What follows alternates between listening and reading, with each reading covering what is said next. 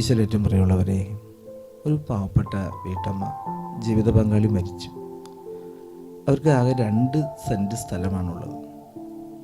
ആ 2 സെൻറ്റ് സ്ഥലത്തിൽ അവർ വീട് വയ്ക്കുകയാണ്. അപ്പോൾ അവരുടെ വീടിന് ഒരു കറണ്ട് ലഭിക്കുവാനായിട്ട് തൊട്ടടുത്ത വീടുകളിൽ നിന്ന് ഒന്ന് ലൈൻ വലിക്കുക വേണ്ടു. പക്ഷെ ആരും അത് സമ്മതിക്കുന്നില്ല.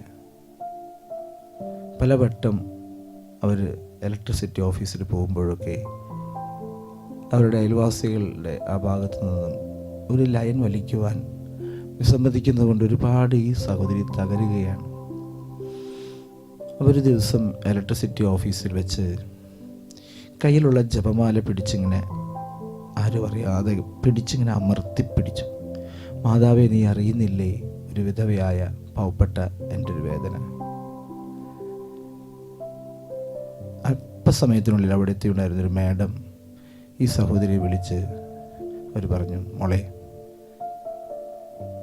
നീ ഒരു 2000 രൂപ അടയ്ക്കാമെങ്കിൽ നിനക്ക് ബുദ്ധിമുട്ടില്ല, ഒരു പോസ്റ്റ് നിൻ്റെ വീടിന് മുമ്പിലിട്ട് ഞങ്ങളത് ചെയ്യാമെന്ന് പറഞ്ഞ് അവർക്കൊരു പോസ്റ്റ് ഇട്ട് കൊടുത്ത് ആ ലൈനൊക്കെ ശരിയാക്കി. പ്രിയമുള്ളവരെ, നമ്മുടെ ജീവിതത്തിൽ പലപ്പോഴും മറ്റുള്ളവർക്ക് വെളിച്ചം കൊടുക്കുവാൻ നമുക്ക് അതിന് തടസ്സം നിന്നാൽ നമ്മുടെ ജീവിതം ഇരുട്ടിൽ തപ്പിത്തടയേണ്ടതായിട്ട് വരും. വെള്ളം കൊടുക്കുവാൻ തടസ്സം നിന്നാൽ, നടക്കുവാൻ ഒരു പാത, ഒരു വഴി നമ്മൾ തടസ്സം നിന്നാൽ, സ്വൈര്യമായി താമസിക്കുവാൻ ഒരിടം കൊടുക്കാൻ നമ്മൾ തടസ്സം നിന്നാൽ, വഴി, വെള്ളം, വെളിച്ചം, താമസിക്കാൻ ഒരിടം, ഇതിന് തടസ്സം നിന്നാൽ നമ്മുടെ ജീവിതത്തിൽ ദൈവം നമ്മെ അതിന് പരിഹാരം ചെയ്യാൻ നമ്മെ വിട്ടുകൊടുക്കും. അപ്പം അതുകൊണ്ട് നമ്മുടെ ജീവിതത്തിലും ചിലപ്പോൾ വഴിമുട്ടുന്ന അനുഭവം ഉണ്ടാകാം. വഴി തടഞ്ഞാൽ, വെളിച്ചം കൊടുക്കാൻ നമ്മൾ തടസ്സം നിന്നാൽ നമ്മുടെ വീട്ടിലെ മക്കളുടെ വെളിച്ചം, നമ്മുടെ ജീവിതത്തിൽ വെളിച്ചം നഷ്ടപ്പെടുന്ന അനുഭവം ഉണ്ടാകാം.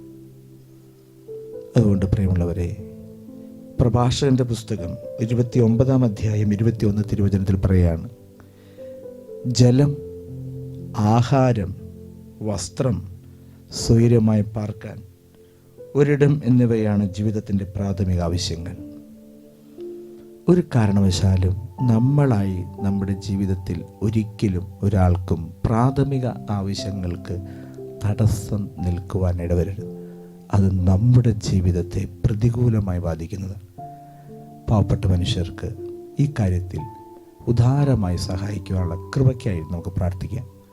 കർത്താവായ ഈശോയെ ഞങ്ങൾ പ്രാർത്ഥിക്കുകയാണ്. ഒരുപാട് മനുഷ്യർ അറിവില്ലാതെ പലപ്പോഴും മറ്റുള്ളവർക്ക് ലഭിക്കേണ്ടതായിട്ടുള്ള പ്രാഥമിക ആവശ്യങ്ങളായിട്ടുള്ള ജലം, വഴി, വെളിച്ചം, ആഹാരം, വസ്ത്രം, പാർപ്പിടം, ഇതിന് തടസ്സം നിൽക്കുവാനിട വന്നു പോയിട്ടുണ്ടെങ്കിൽ ഈ ആരാധനയിൽ കർത്താവെ ഞങ്ങളുടെ ആത്മാർത്ഥമായ മാപ്പ് ചോദിക്കുകയാണ്. കർത്താവെ, കരുണയായിരിക്കണമേ. ഞങ്ങളുടെ ജീവിതങ്ങളിൽ ഒരിക്കലും അങ്ങനത്തെ ഒരു തിന്മ ഉണ്ടാകാതിരിക്കുവാൻ, പാവപ്പെട്ട മനുഷ്യർക്ക് ഒരിക്കലും ഇങ്ങനത്തെ ഒരു അവസ്ഥ ഉണ്ടാകാതിരിക്കാൻ അവരെ സഹായിക്കുവാൻ അവിടുത്തെ കരനീട്ടണമെന്ന് താഴ്മയോടെ ഞങ്ങൾ പ്രാർത്ഥിക്കുന്നു.